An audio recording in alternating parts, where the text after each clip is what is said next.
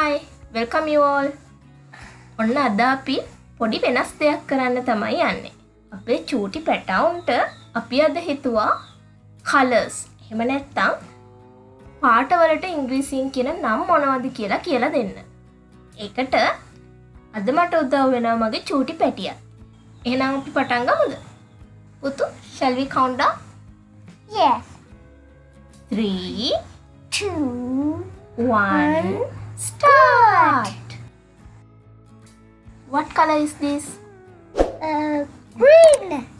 Oh, මේ තියෙන්නේ කොළ පාට. අපි කොළ පාටට ඉංග්‍රීසියෙන් කියන්නේ green කියලා. මේ තියෙන්නේ රතු පාට. රතු පාටට අපි කියන්නේ Red. yes. රතු පාටට අපි කියන්නේ red. මේ තියෙන්නේ නිල් පාට. නිල් පාටට අපි කියන්නේ Blue. yes. නිල් පාටට අපි කියන්නේ blue. මේ තියෙන්නේ මොන පාටද? Rose. රෝස පාට.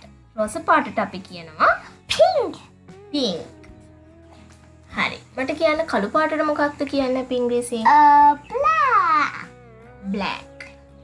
Your hair is black. of course mine. හරි. මට කියන්න තැඹිලි පාටට මොකක්ද කියන්නේ?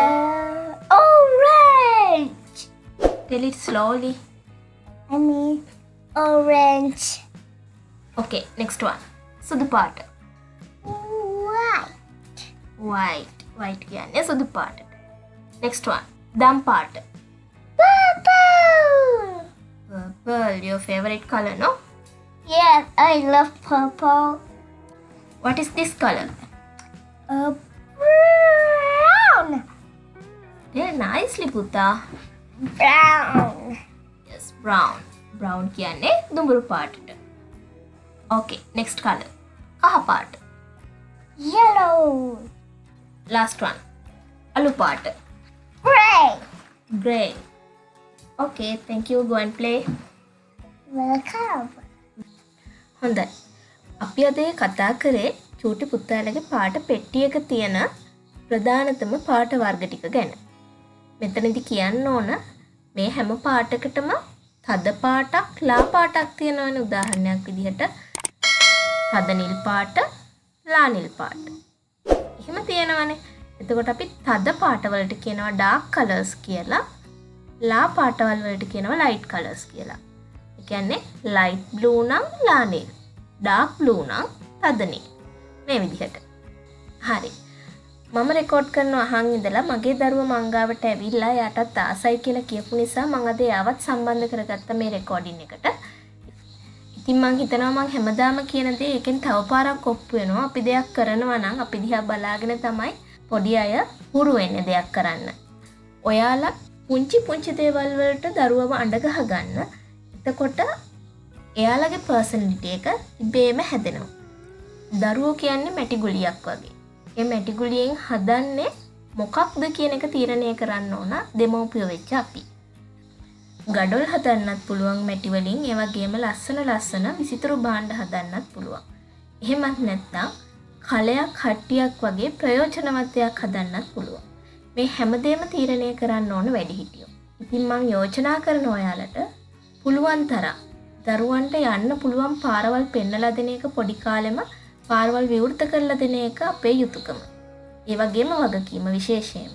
ඊට පස්සේ එයාලගේ හැකියාව තියෙන විදිහට උපතින්ම එයාලා ගෙනල්ලා තියෙන හැකියාවක් මොකක් හරි තියෙනවා නම් ඒක තීරණය කරන එක එයාලා කරයි. එතනදි බල කරන්න යන්න එපා. ඔයා ડોක්ටර් කෙනෙක් වෙන්න ඕන, ඔයා ඉංජිනේර් කෙනෙක් වෙන්න ඕන, එහෙමත් නැත්නම් ඔයා ටීචර් කෙනෙක් වෙන්න ඕන. මේ දේවල් කියලා දරුවව පීඩාවටපත් කරන්න එපා. හැබැයි පුතේ මෙන්න මෙහෙම රස්සාවල් තියෙනවා. මෙන්න මේ විදිහට කරොත් ඔයාට මේ විදිහ දේවල් ලැබෙනවා. ඒ විදිහට කියලා අපිට පාර පෙන්වන්න පුළුවන්. යන එක දරුවා කරයි. යන පාර හරිද කියලා අනිවාර්යයෙන්ම බලාගෙන ඉන්න. සමාජය විෂමයි. ගෑනු දරුවෝ පිරිමි දරුවෝ කියලා ભેදයක් නැහැ. මේ හැමෝටම එකම විදිහට පාරවල් විවුර්තයි. ඒ වගේම මේ දෙගොල්ලම අපි අනිවාර්යයෙන්ම එකම විදිහට පරිස්සම් කරන්න ඕන. අද වීඩියෝ එකේ එච්චර බරපතල දෙයක් තිබුණේ නැති නිසායි වීඩියෝ එක එච්චර දිග නැති නිසායි මේ අමතර දේවල් ගොඩක් කිව්වේ. මේ හැමදේම මං හිතනවා ඔයාලා දැන් දන්නවා. ඉස්සර හිටපු දෙමව්පියෝ නෙවෙයි දැන් ඉන්නේ. දැන් දෙමව්පියෝ ගොඩක් දැනුවත්. ඒ ගැන ඇත්තටම සන්තෝසයි. හැබැයි නැවත නැවතත් මේ දේවල් මතක් කරන්නේ මම හිතනවා ගුරුවරියක් විදිහට මගේ යුතුයකමක් මේ දේවල් අම්මලා තාත්තලාට මතක් කරන එක සමාජයේ වෙන දේවල් එක්ක. ඉතින් අයමත් සුපුරුදු පරිදි වීඩියෝ එකකින් හමු වෙනකල් ඔයාලා හැමෝටම සුබ දවසක්.